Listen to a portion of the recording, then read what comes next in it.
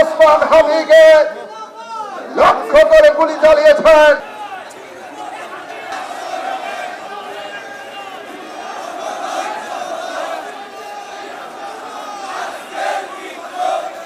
ইনকিলাব মঞ্চের মুখপাত্র শরীফ ওসমান হাদিকে হত্যা করার উদ্দেশ্যে গুলি চালিয়েছেন।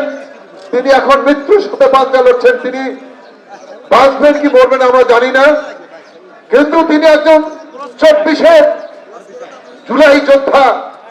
তিনি নিজেকে ফ্যাসিস্ট হাসিনার বুলেটের মুখে তিনি দাঁড় করিয়েছিলেন। তার একটি বক্তব্য আমি শুনেছিলাম। তিনি বলেছেন যে অন্যের বিরুদ্ধে আমি যদি মিছিলে শহীদ হই আমার কোনো আফসোস নাই, আমি মহান রব্বুল আলামিনের কাছে আমি বলবো আল্লাহ মহান রব্বুল আলামিন তুমি আমার সঠিক কাজটি করেছো, আমাকে শহীদের মর্যাদা দাও। এই কথাটি বলেছেন উনি। তার মাকে বলেছেন তুমি ভয় করো না, সেই শহীদ যোদ্ধাকে গুলি করা হয়েছে। আমরা বিভিন্ন পত্রপত্রে দেখতে পেয়েছি তাকে বিদেশের বহু কল থেকে তাকে হত্যার হুমকি দিয়েছেন, দেশের বহু কল থেকে তাকে হত্যার হুমকি দিয়েছেন। কিন্তু জাতীয়তাবাদী শক্তি এবং চেতনা ধারণকারী হাদিকে দাবিয়ে রাখতে পারে নাই। তিনি তার কথা বলে যাচ্ছেন এবং গণতন্ত্রের সাথে স্বাধীনতার সাথে এদেশের সার্বভৌমত্বের সাথে তিনি কথা বলেছেন। সেই কথাকে স্তব্ধ করে দেওয়ার জন্য, সেই কথাকে বাকরুদ্ধ করে দেওয়ার জন্য তাকে গুলি করেছেন।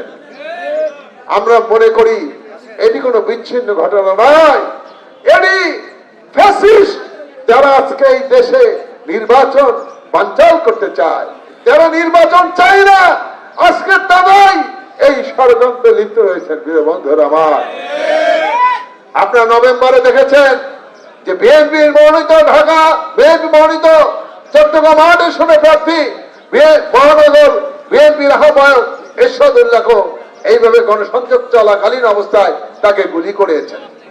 আমরা কি লক্ষ্য করছি যে বাংলাদেশকে আজকে একটি আতঙ্কের বাংলাদেশ বানাতে চায়, বাংলাদেশকে একটি অস্থিতিশীল বাংলাদেশ বানাতে চায়।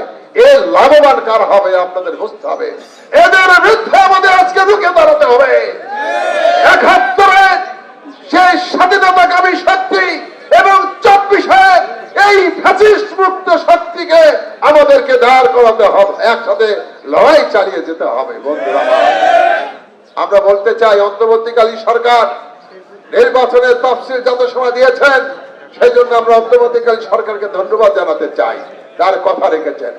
আমরা দেখতে চাই আগামী ফেব্রুয়ারি মাসের 12 তারিখ যে নির্বাচনের তারিখ ঘোষণা করেছেন যত সময় একটি নিরপেক্ষ ও সুষ্ঠু নির্বাচন এই অন্তর্বর্তীকালীন সরকার দেবে এদেশের মানুষের, সেটি তাদের আকাঙ্ক্ষা।